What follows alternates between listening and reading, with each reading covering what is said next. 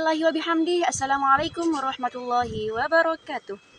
Alhamdulillahi rabbil alamin. Wassalatu wassalamul akmalanil atamman ala sayyidil awwalina wal akhirin nabiyina wa habibina wa qudwatina Muhammad sallallahu alaihi wasallam abil qasimil amin wa ala alihi wa sahbihi ajma'in, amma ba'du.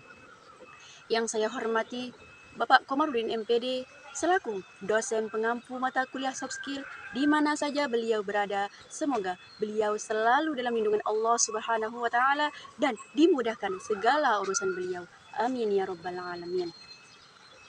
Langsung saja, perkenalkan, nama saya Royal Nikma, semester 6, Prodi Pendidikan Agama Islam, Fakultas Tarbiyah, Institut Agama Islam Hamzan Wali II. Di sini, saya sedikit akan menjelaskan tentang penguatan soft skill terhadap kecerdasan sosial peserta didik di sekolah MTS NW Benteng. Bismillahirrahmanirrahim. Assalamualaikum warahmatullahi wabarakatuh. Alhamdulillahi rabbil alamin. Wassalatu wassalamul akmalanil atamman ala sayyidil awwalina wal akhirin nabiyina wa habibina wa qudwatina Muhammad sallallahu alaihi wasallam abil qasimil amin wa ala alihi wa sahbihi ajma'in, amma ba'du. Yang saya hormati Bapak Komarudin MPD selaku dosen pengampu mata kuliah soft skill di mana saja beliau berada. Semoga beliau selalu dalam lindungan Allah Subhanahu wa taala dan dimudahkan segala urusan beliau. Amin ya rabbal alamin. Langsung saja, perkenalkan, nama saya Royal Nikma, semester 6, Prodi Pendidikan Agama Islam, Fakultas Tarbiyah, Institut Agama Islam Hamzan Wali II.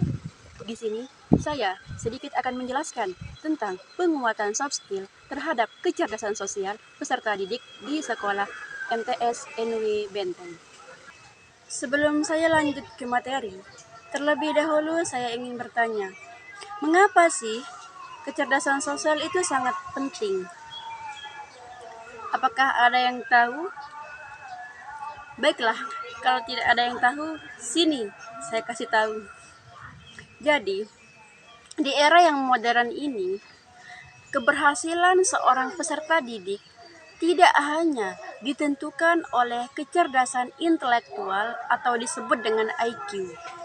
Akan tetapi, dunia kerja dan kehidupan bermasyarakat pada saat ini sangat ditekankan kecerdasan emosional dan kecerdasan sosial atau disebut dengan soft skill. Apa sih itu kecerdasan sosial? Kecerdasan sosial adalah kemampuan seseorang untuk memahami, berinteraksi, dan membangun hubungan sehat dengan orang lain. Itulah yang dimaksud dengan kecerdasan sosial, yang dimana di sini sekolah memiliki tanggung jawab yang besar untuk mengasah kecerdasan sosial tersebut. Dan wadah paling efektif di luar kelas formal adalah melalui kegiatan ekstrakurikuler. Kecerdasan sosial tidak tumbuh otomatis hanya dengan peserta didik mengikuti kegiatan ekstrakurikuler. Akan tetapi, di sini guru atau pembina perlu menyusun strategi dalam menguatkan kecerdasan sosial peserta didik.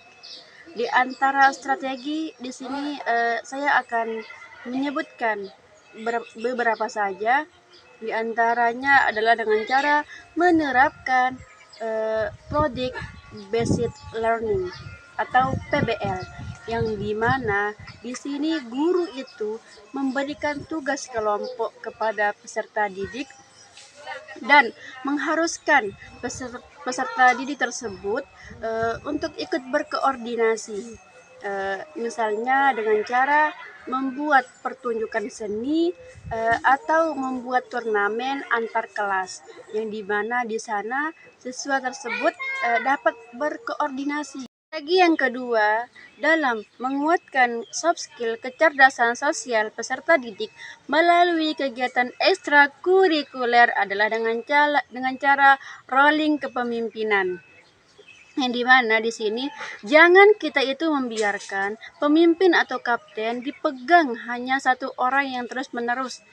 kita juga perlu gitu memberikan kesempatan kepada siswa yang lain untuk merasakan menjadi kapten atau ketua. Lebih-lebih peserta didik kita yang agak pemalu gitu.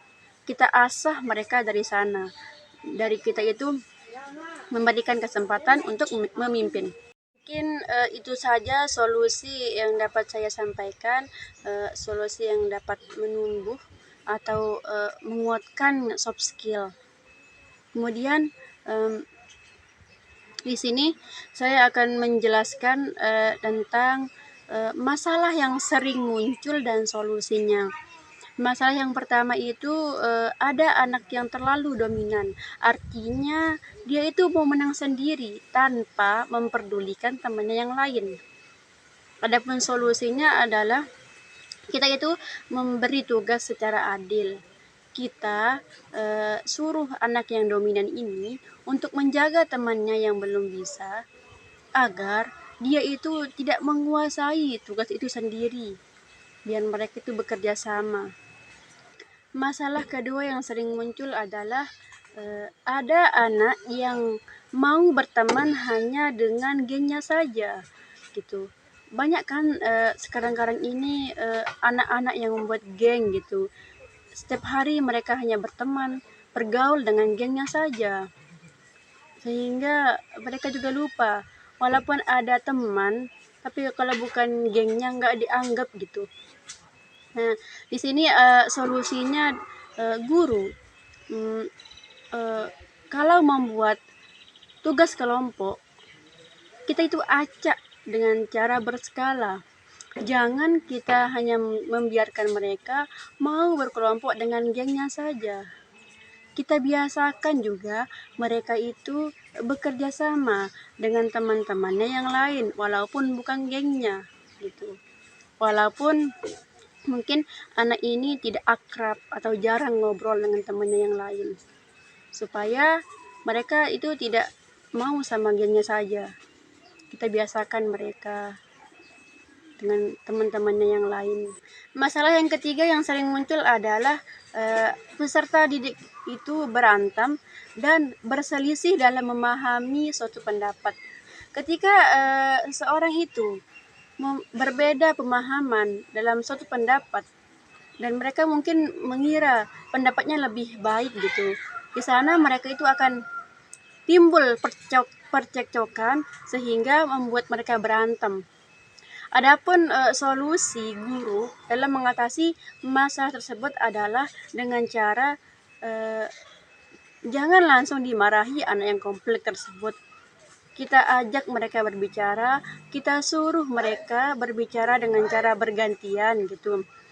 Kemudian kita cari jalan tengah untuk mengatasi perselisihan tersebut. Jangan sampai mereka berantem lagi begitu. Jadi kesimpulannya, ekskul bukanlah tempat untuk menyalurkan hobi saja atau bukan tempat untuk mencari keringat saja. Akan tetapi, ekskul adalah sekolah kehidupan yang asli. Anak yang aktif di ekskul biasanya akan tumbuh menjadi anak yang supel, gampang beradaptasi, dan disukai oleh banyak orang di masa depannya. Mungkin hanya itu yang dapat saya sampaikan. Kurang lebihnya saya mohon maaf.